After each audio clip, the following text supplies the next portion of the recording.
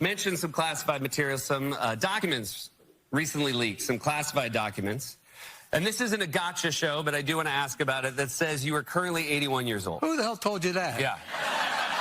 That's classified. That's classified. All jokes aside, according to recent polling, this is a real concern for American voters. How do you address that concern going forward as you come up to the 2024 election? Well, a couple things. Number one, you got to take a look at the other guy. He's about as old as I am, but he can't remember his wife's name. Yeah.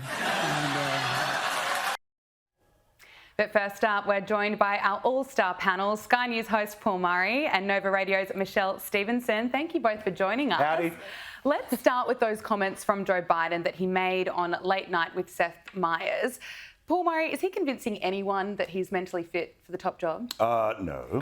By the way, congratulations. This reminds me of the title, of course, of a great religious show back in the 1980s and 90s called The Hour of Power with Dr. Robert Sholem. Oh, yeah? So consider this to be your Crystal Cathedral. So we're going to church. We're going to church. Yeah, we're going to church, Might baby. be slightly different from a religious channel Yeah. show, but look, here we are. Thank you for joining us. All right. Thank you for being the first guest. Yeah. Appreciate that. I'm very happy. All-star, I'll take it. Yeah. Correct. Now also, so Biden, right? I mean, they can do is they can make him look like he can balance on a bike.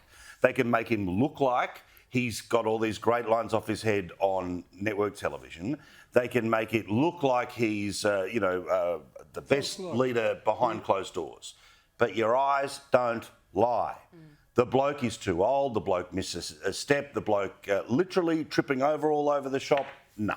Michelle, what's your read on this? Because he rarely makes TV appearances, and then when he does, he just laughs off serious concerns. Yeah. A lot of people in America are really concerned about his age. Also, when he does make TV appearances, he's like that old man shouting at Sky. He gets easily agitated, which I think is not a good sign for someone who's running for the top job. Also, we have to speak about Donald Trump as well. They're both too old to be running. Let's be clear about that. It's a sad indictment on the state of US politics that we're here with two elderly gentlemen with no succession planning. And I think both the Republicans and the Democrats need to take a long look at what they're doing. Paul Murray, what's your take on that? Do you agree? My sense of it is that, again, the Republicans feel that there's unfinished business with Trump, right?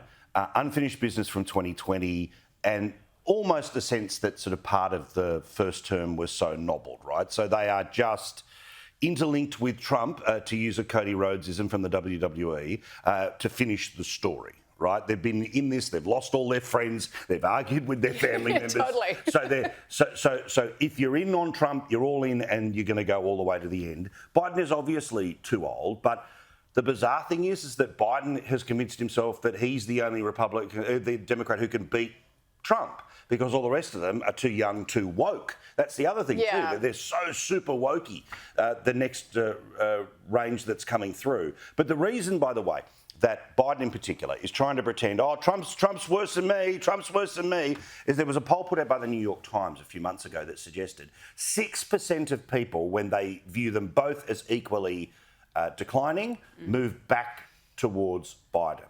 So it's not just about saying, how good am I? It's about pulling Trump down to his level and winning a comparison. But also a poll that happened recently, like in the States, they said that 59% of voters say they're both too old for the job. Yeah. So I think at the end of the day, they need to look at someone who is going to take the spot. Nikki Haley, I think she's got some good runs on the board. I think she'd be a great kind of alternative.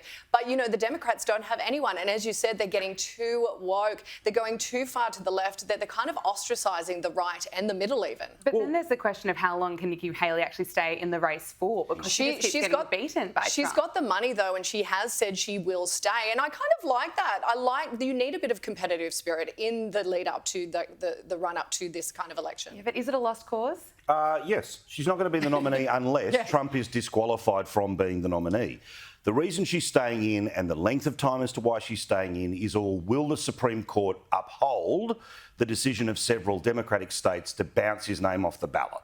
Because presumably, if he can be done in one state, it's not an election where there's a central body that's running everything. It's 50 separate elections. And if states are given the right to boot him off, well, then he goes and she says, well, I'm the last one standing, so I get it. That said, let's imagine she did become the nominee.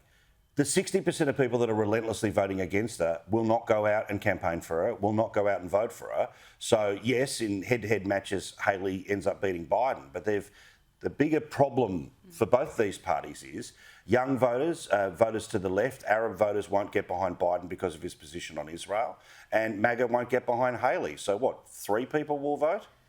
Well, it's going to be interesting. What can happen between now and November? What's your prediction, Michelle? Look, my prediction is that Biden will sustain. Like, I think at the end of the day, if Trump ends up being the Republican nominee and does end up running, I do think that Biden will beat him. I don't think he will win on the popular vote. Okay, well, let's move on. Let's look at Donald Trump. He's issued a warning that Prince Harry will be on his own if he's re-elected as president after he betrayed Queen Elizabeth. Michelle, is this a fair warning from Donald Trump to Prince Harry? I love how Donald Trump's getting involved in the royal kind of scandal. I think he's kind of seen something that he can pick up a few votes on, particularly as a Republican nominee.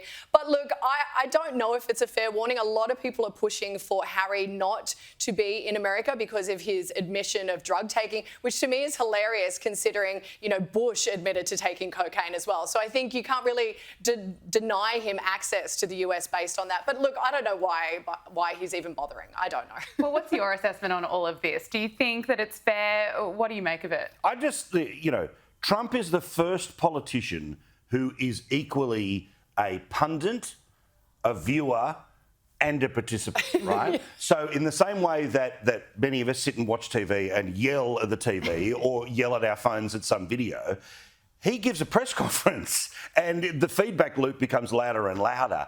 I just love, under which particular power of the US presidency do you turn around and say, Harry out?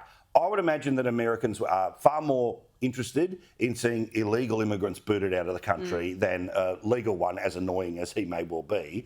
And that's going to be the real deportation plan of Trump, and rightfully so, because the crime that is connected, and almost there's one every day, definitely every week, of an illegal immigrant moving their way through up to a sanctuary city, the disrespect of the police, and then somebody getting killed. This is A1, big issue, and in the same way that Democrat voters will forgive Biden for not being able to finish a sentence, Republicans forgive Trump on anything else on the hope that he cleans the joint up. Yeah, and we are going to get into that a little bit further on the program. We'll be crossing to the US. Look at you deep teasing. Yeah, we are. Well done.